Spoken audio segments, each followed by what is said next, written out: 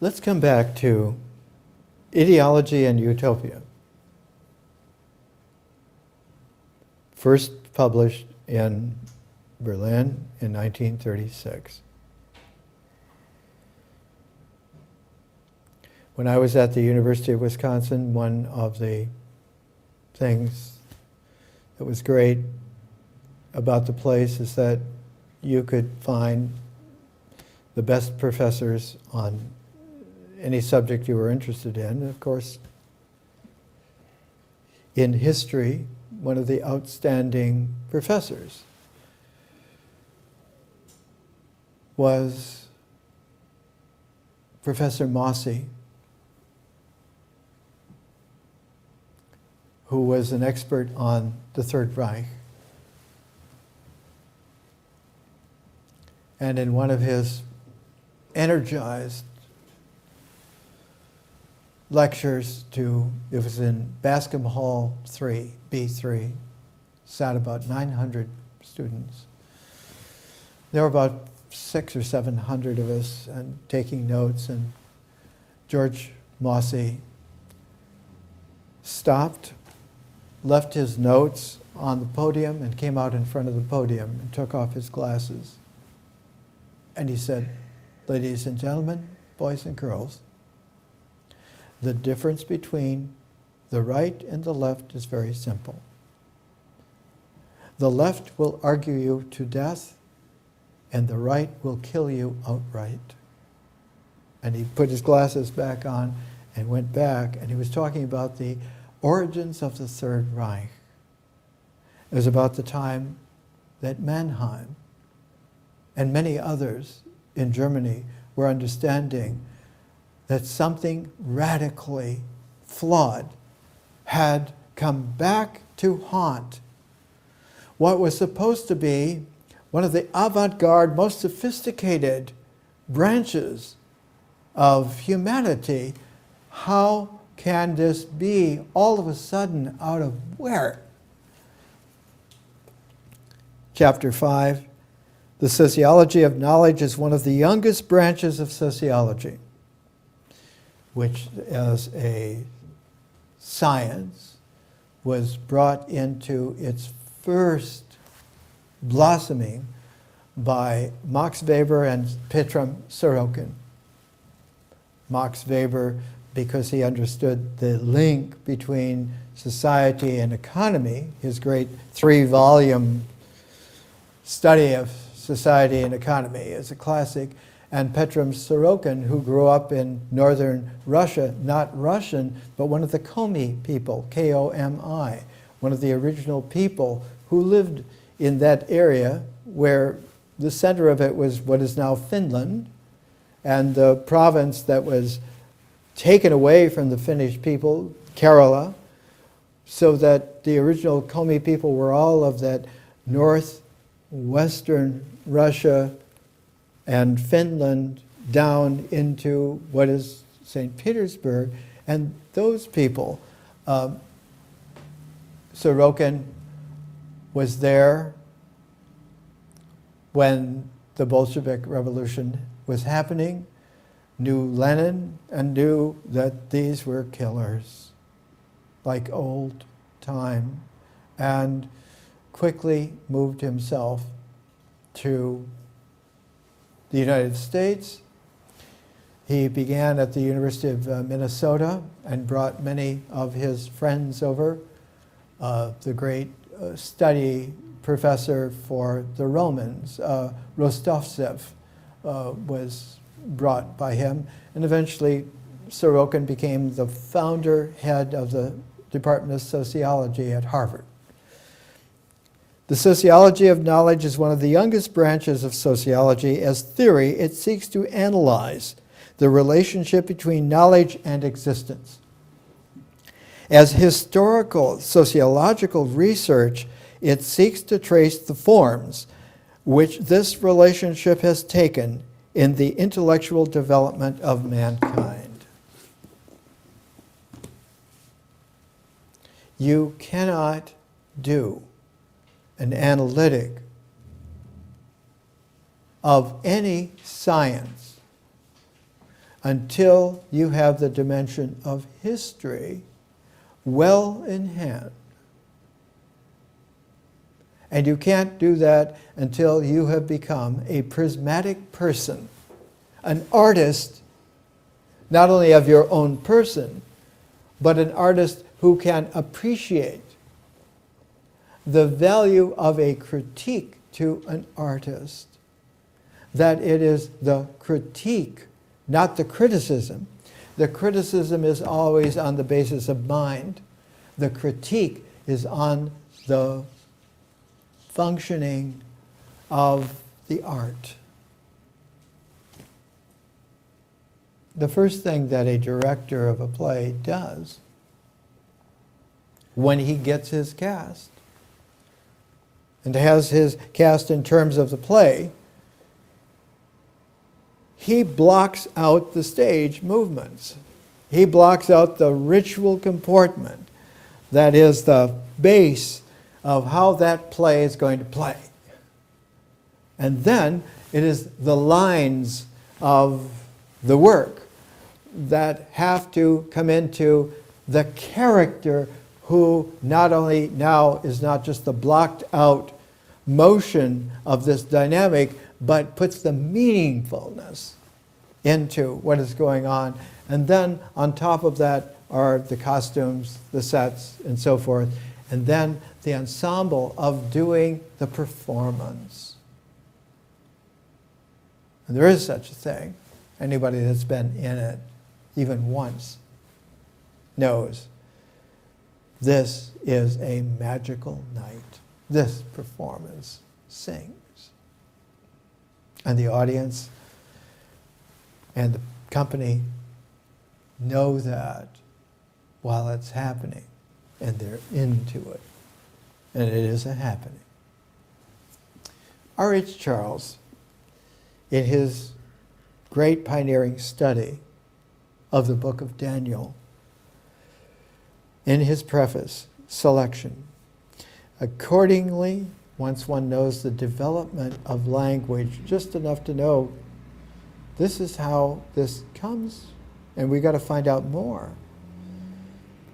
Accordingly, a large section of the introduction is devoted to the grammatical development of Aramaic idioms, so far as they have any bearing on the Aramaic of our text. Again, I may remark that though many of the greatest Semitic scholars have edited Daniel, not one of them has had a first-hand knowledge of the characteristics of apocalyptic outside Daniel. Not only they don't know the language, they don't know the genre. And the first thing about an apocalyptic is that it always has an initial word. Like a Upanishad that always initiates by Om. And then concludes Om, Om, Om. And in between that is where you get the Upanishad in Sanskrit. Upanishad means to hear at the feet of. One has heard it personally present, in presence. Shared not so much with a teacher, but with a presenter who creates the elan that transcends the moment, that transcends the presence, and vanishes and reemerges quicker than that, so that the interplay of the spacing and of the lettering of the words and of the meaningfulness that is mysteriously understood, and one then gets a different way of experiencing. The book of Daniel is written in Alexandria about 162 to 161 BC. And in Alexandria was so well known and famous that the major north-south boulevard, 10 chariots wide, was named after him, as he was called there the prophet Daniel. And the remnants of that boulevard, not as wide now, though it is wide, but in antiquity it was enormous. It was the largest, one of the largest streets in the world. In fact, there was only another street as large, and that was the East-West Boulevard, that had the gate of the sun and the gate of the moon. And where those two grand 10-chariot-wide boulevards crisscrossed was the center of classical Alexandria, and right there on that corner, on the northwest corner, was the temple called the Soma, because it held somatically the body of Alexander the Great, preserved in a special embalming under glass, so that one could eventually come in and understand this was a real man, that man. And his vision, if we behold it, we understand that he built here a world city, not a world city for an empire, but a world city to be a jewel-like talisman to go beyond. For real. And right across that Nebi Daniel, as it's called now, Nebi is for prophet in Arabic. The original was pronounced Nabi, but it's Nebi Daniel, the prophet Daniel, the author of the book of Daniel.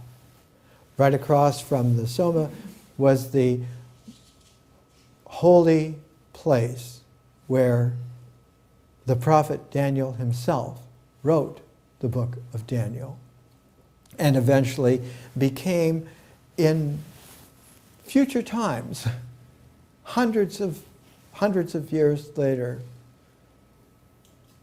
that location where he lived was made into a mosque, and across the Nebi Daniel Boulevard there was a second mosque. Can you imagine two large mosques on both sides of the same street in the same place? Because they were tied together, tuned.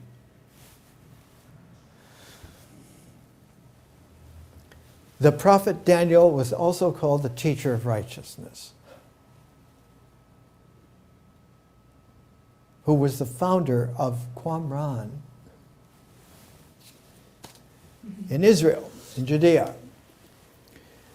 There was a great conference that was held for a number of years, the Conference on Enoch, the Book of Enoch, which was also written in Alexandria,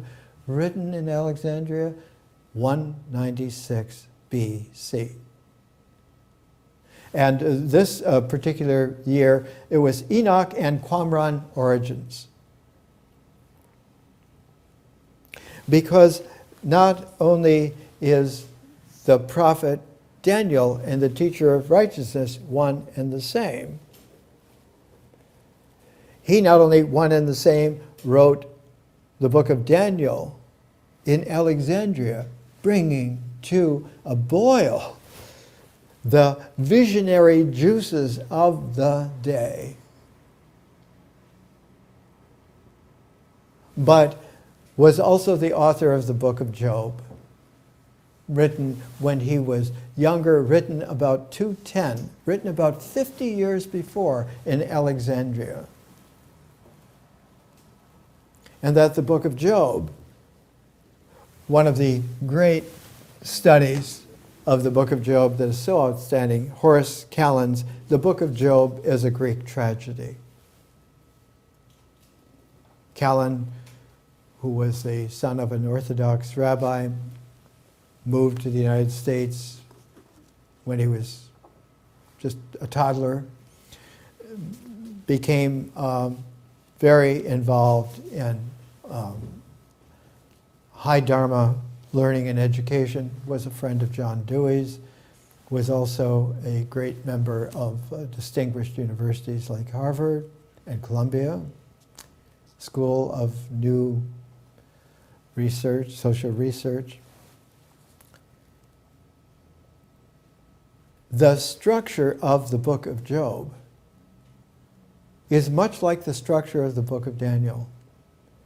It is immensely capable of a recursion, of a recursive quality of going back to the past and bringing the past in its true significance forward in the phases by which it would have matured until this time, so that one can understand for the first time, combing through history, getting rid of the delusions by dispelling the illusions and bringing a truthfulness into play as a dimension of history which alone allows for the dynamic of the emergence of science.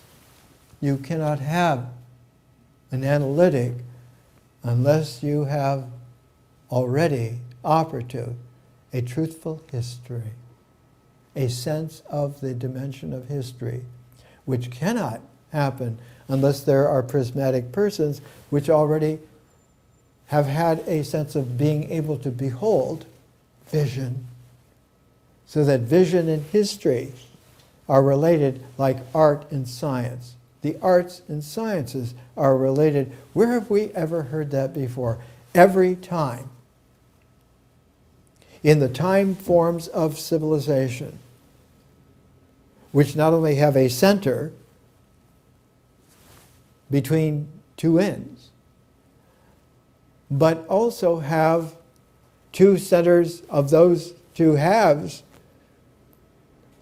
one from the beginning of the carrier wave to the millennium in the middle, about, for us, 500 AD. And from the middle to the new aeon, the end beginning, for us was about 1500 AD. It's called the Renaissance. And you can track renaissances by going by time form analytic, and you can say, what was 2,000 years before 1500 AD? Answer, 500 BC. There was a Renaissance.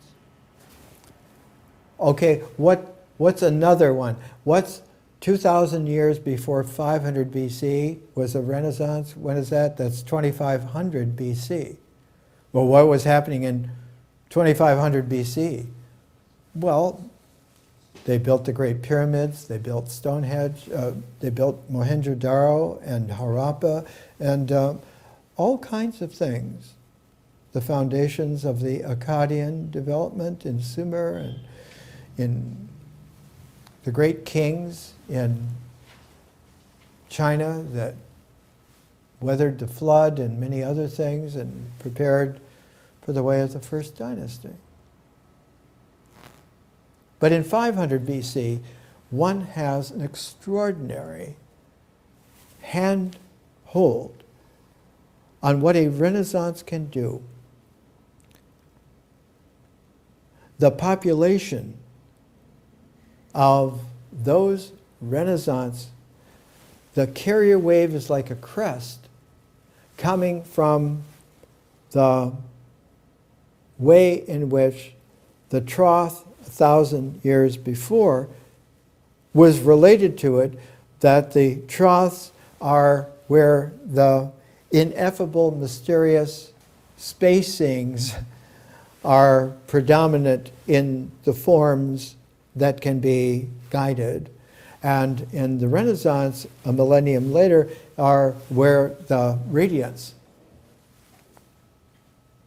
the cresting, because the cresting is leading somewhere. It's coming from the recontact with that zero horizon that is always the horizon, invisible in the energy frequency, sine wave of the dynamics, the way in which time as energy occurs in civilization, and is understanding that a new time form is going to come, and if we can get there and get there in good style, we're going to really have something. We'll have generations who will be able to appreciate this.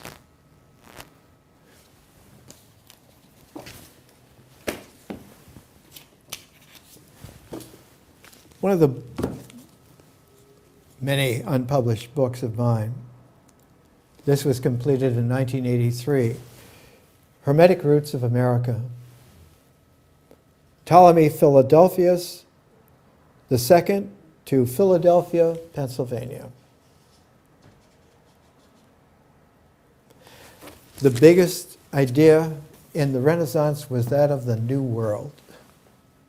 And in order to prepare generations of people for the New World, there were universities that put the arts and sciences together and called them humanities. The study of man, of mankind.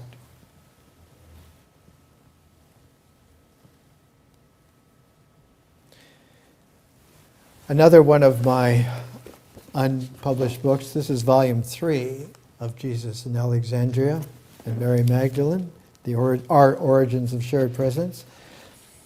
And it is the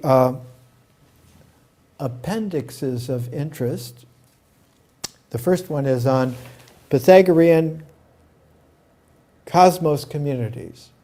The second is on the teacher of righteousness. Here's a paragraph from that second of this 300 plus page, volume 3. The regular Jewish calendar in the 2nd century BCE. The 2nd century BC, that's when the teacher of righteousness wrote most of his works, like the book of Daniel. The regular Jewish calendar in the 2nd century BCE was a lunar 354-day cycle with an extra month. It was called Second Adar, A-D-A-R, every 3 years, so that every 3 years there was an extra month. And the reason for that is that the punctuation of the 3 years was what it was called in ancient, before there was a rabbinic Judaism, there was a Hellenistic Judaism. And the Renaissance that created Hellenistic Judaism began about 500 BC, began with in the exile, began with the culmination of a rewriting of the Torah by Ezekiel, but in the teacher of righteousness, in the prophet Daniel's recursion back to behold, to presence, to have the vision. Who was really outstanding was not Ezekiel, though he could have the vision of a new Torah, of a new promised land. It was Daniel who was the real protagonist of what was to come. And so the book of Daniel is a contemporary going back to that Renaissance and bringing the figure of Daniel out as the protagonist, not Ezekiel, great as he was, and contemporaneous with that Daniel and that Ezekiel visiting that whole empire that was run by the inheritors of the Antiochene inheritors of the Seleucus Empire, who went from Egypt, where he had studied for 22 years, and then went there to study, where Ezekiel was, where Daniel is positioned, was Pythagoras. He stayed for 11 years. And maturing at that time was Cyrus the Great, who had taken over the power at that time and had made sure that there was going to be a new dynasty to bring in some new vision. It was called the Achaemenid dynasty. He brought back the greatest figure to them from the carrier, what turns out to be the carrier wave from 2000 BC. 1500 years before Cyrus, he brought back Zarathustra in the form of Zoroaster, the stargazer. Someone who can behold the stars, and in beholding the stars, who can vision the cosmos. And so Zoroaster, Pythagoras, Ezekiel, Daniel in India, the historical Buddha, in China, Lao Tzu and Confucius, Confucius. That's what a Renaissance is. And like a radiant star, it's all of a beacon that if you can behold visionarily, you can see it. That's the star that was over Bethlehem. That's why those three magi, those three Zoroastrians, those three Zarathustrians brought gold, frankincense, and myrrh to finance what they knew would have to be a necessary flight to save their lives, especially the babe.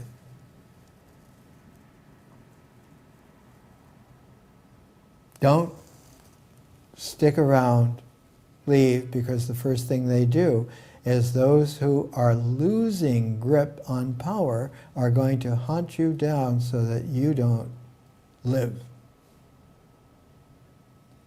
It's the same story that we have seen in our time, still going on. Sometimes there are really wise who escape all kinds of dragnets. It took 3 years to recite the Torah, a little bit every Sabbath. And you can recite the Torah over 3 years. It's called every 3 years, matching the lectionary, it's a lecture, the lectionary cycle of the hearing of the Torah. You have to be able to hear. You have to have ears to hear. For those who have ears to hear, let them hear. A triennial cycle fit all the missionary requirements of sustaining the law. The solar year followed the great light of heaven, and its cyclic return highlighted the seasons of largely Gentile ceremony. Yet we read in the 19th Thanksgiving hymn from Qumran, from the Dead Sea Scrolls, by the teacher of righteousness. I will praise thy name among them that fear thee. Bowing down in prayer, I will beg thy favors from generation to generation and from season to season without end. When light emerges from its dwelling place and when the day reaches its appointed end, in accordance with the laws of the great light of heaven, at the genesis of every period, and at the beginning of every age, and at the end of every season, according to the statute and signs appointed to every dominion forever and ever, without end. The Thanksgiving hymns were first published in a translation from the Dead Sea Scrolls in this volume, published in Leiden, Netherlands, 1961, E.J. Brill. Menachem Mansour, Chairman, Department of Hebrew and Semitic Studies, University of Wisconsin, 1961. I was there at the time at the University of Wisconsin when this came out. The Thanksgiving hymns was followed in this series by studies in the texts of the Desert of Judah. It was following 1957, the Manual of Discipline, translated by P. Wernberg Muller, candidate theology, Copenhagen, Doctor of Philosophy, Oxford, lecturer in Semitic languages and lectures at Manchester University in England. The collection is not the Thanksgiving in Hebrew, Hodaya, and this is published in Stockholm, very, very rare, published in 1960. Sven Holm Nielsen, and here's a little bit of the Teacher of Righteousness. In the manuscript, it doesn't read poems or hymns, it reads psalms, like David. It's missing some parts, so there are dots, but here's how it reads, what can be translated. All the deeds of wickedness, spirits of righteousness in all, crusheth, and proclaimers of joy for the mourning of sorrow, for all the mischief of sad tidings, strength for the weakness of my heart, and forces of strength against affliction. And thou givest the answer of the tongue to the uncircumcision of my lips. And thou supportest my soul with the strength of the loins and mighty power. And thou guidest my steps within the border of ungodliness, and I am become a snare for sinners, but a cure for all who turn from sin. Prudence for the simple, and a steadfast mind for all the timid of heart. And thou hast made me a reproach and a derision to the false, but a foundation of truth and insight for the righteousness of the way. More next week.